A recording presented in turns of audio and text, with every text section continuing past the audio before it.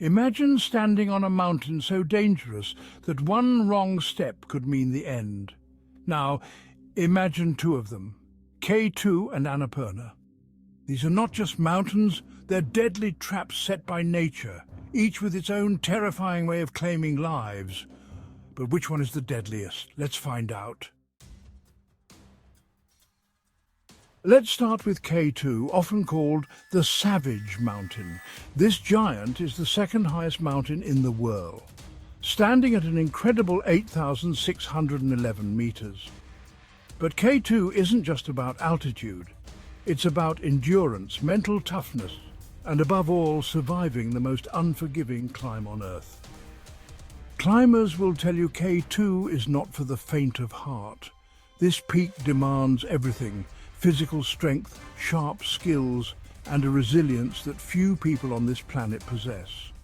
The ascent is so brutal that climbers face challenges right from the start, with steep rock faces, unpredictable weather, and deadly crevasses that can swallow a person whole. What makes K2 particularly dangerous is its tricky, almost vertical ascent. You're not just hiking, you're scaling what feels like an endless wall of ice and rock. It's steep, it's exposed, and worst of all, the higher you go, the more vicious it gets. Oxygen levels drop, weather becomes unforgiving, and one miscalculation could send you plummeting down the side of the mountain. And then there's the weather.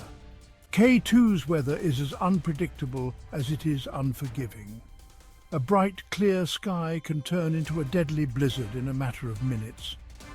Climbers often find themselves trapped, battling the elements, praying the storm will pass before they run out of food, water, or oxygen. Now let's talk about the numbers. K2 has a fatality rate of around 25%. That means for every 4 people who reach the summit, 1 doesn't make it back down. And most of these deaths occur during the descent, a testament to just how tough and dangerous K2 really is. Climbers describe K2 as a test of pure will. They say it's not just a mountain you conquer physically, it's one you must overcome mentally. Summiting K2 requires focus, discipline, and a level of endurance that pushes the limits of human capability. American climber Ed Viestas says that K2 tries to kill you. Now, let's turn our attention to Annapurna, often referred to as the silent killer. At 8,091 meters, Annapurna may be shorter than K2, but don't let that fool you into thinking it's any less deadly. Annapurna holds the title for the highest fatality rate of any of the world's 8,000-meter peaks. So what makes Annapurna so dangerous? Unlike K2, where the difficulty lies in its brutal ascent, Annapurna's danger comes from an invisible killer, avalanches. The mountain is notorious for massive, silent avalanches that sweep across its slopes without warning, burying everything in their path. It's this unpredictability that makes Annapurna so terrifying.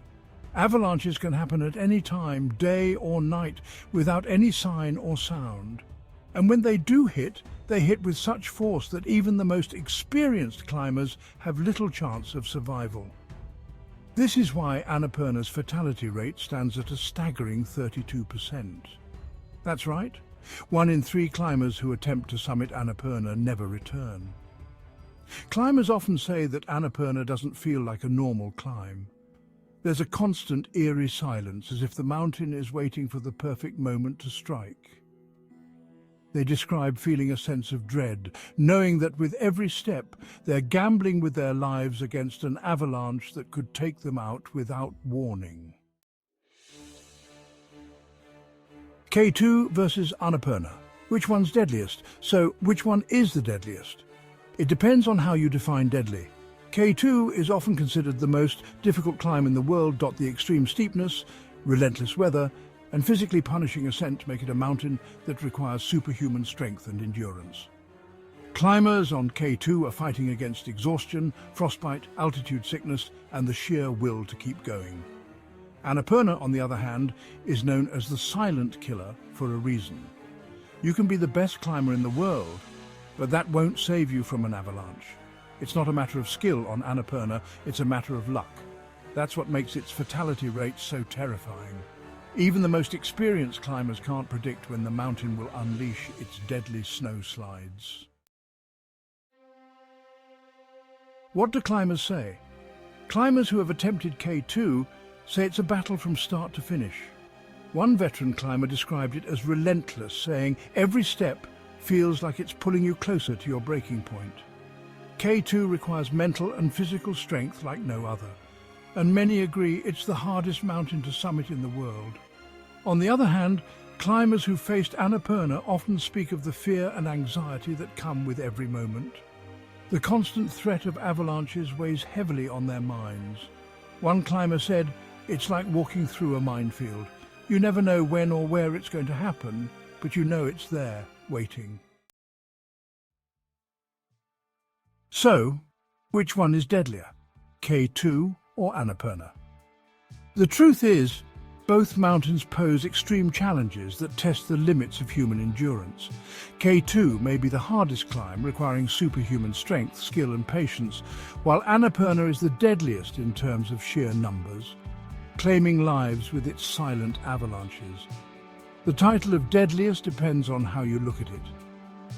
Do you fear the brutal physical challenge of K2 or the unpredictable silent avalanches of Annapurna? No matter which peak you face, one thing is certain. These mountains demand respect and preparation. Which mountain do you think is the deadliest?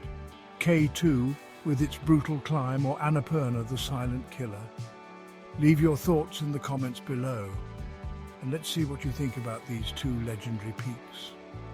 And if you enjoyed this deep dive into the world's deadliest mountains, don't forget to like, subscribe. Thanks for watching.